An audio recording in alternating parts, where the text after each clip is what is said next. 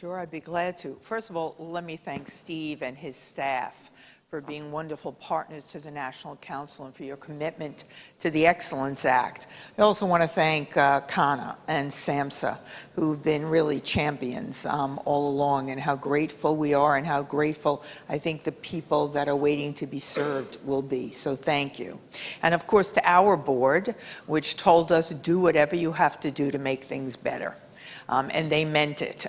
We have an interesting board made up of members who are both mission-driven, but increasingly having to be very smart business people. And I think they understood what is needed in order to really raise the clinical floor. When I was thinking about today, and I'm going to try to do this very quickly, I talk quickly anyway. When I was thinking about today, we do a big conference every year, and our conference is coming up in March. And as I began to think about the plenary, I have a privilege of doing a plenary, I realized that my first plenary was 10 years ago in 2005. And so I want to read something that I had in that plenary in 2005, 10 years ago. It is difficult to adequately describe the challenges and barriers to quality care.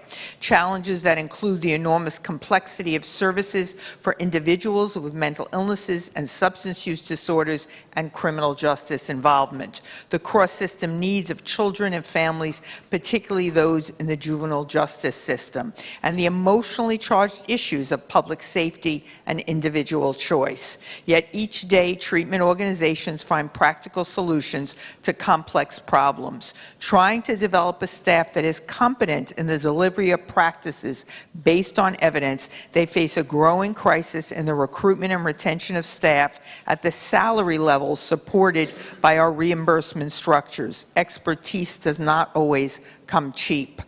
And I wanted to read that because when I went back and read the whole plenary, I thought, well, maybe I don't have to write another one. I'll just read the one I did in 2005, because I think those barriers remain in place. And I think the only big difference is we've actually increased the number of people with mental illnesses and addictions in jails and prisons in the last 10 years. So I think we have three questions. The first question is, what do we think will help? And increasingly, I think there's some consensus around that.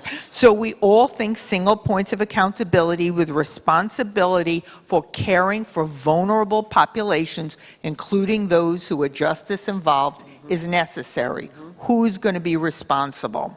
The other thing is integrated services, right? In many ways, we've taken services apart under the guise of choice, and we're really talking about putting them back together. We all like one-stop shopping.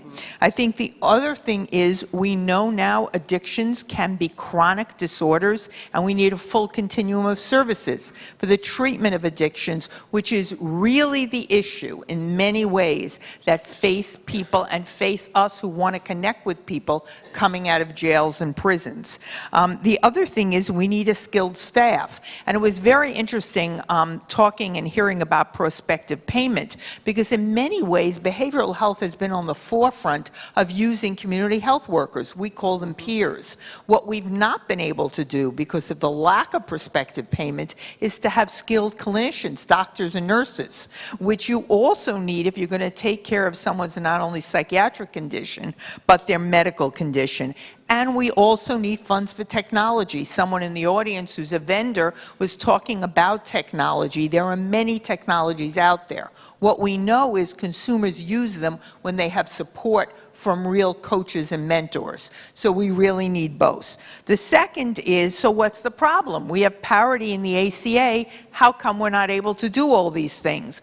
Well, one of the effects of parity in the ACA is that competition is now the engine of progress and reform. And I'm going to explain that very quickly.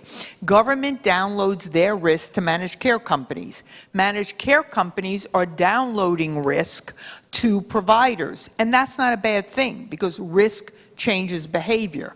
The only problem is the specialty sector is not equal. They are not hospitals. They're not insurance companies, where, by the way, we're seeing tremendous mergers. Every hospital is buying up the hospital next door, and they're doing it because it's competitive out there.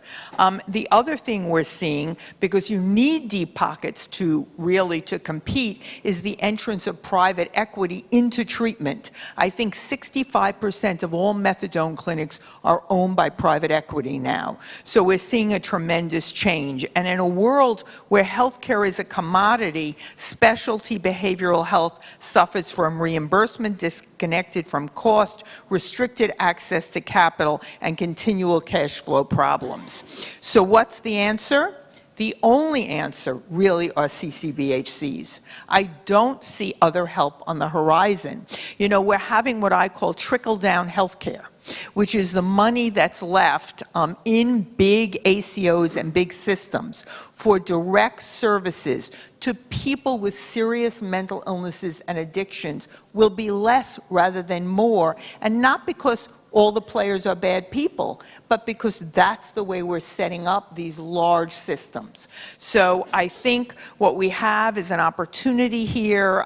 We thank Senator Stabenow, and we actually agree with her that in many ways this has been done under the radar, which may be the only way to get anything done today because of our politicized world. The other thing is I don't want to overpromise. We are talking about social determinants of health all morning, things that were very sobering and humbling to me. We will make incremental progress. You know, ideas need to be big, but progress is incremental. I think this is a step in the right direction. Thank you.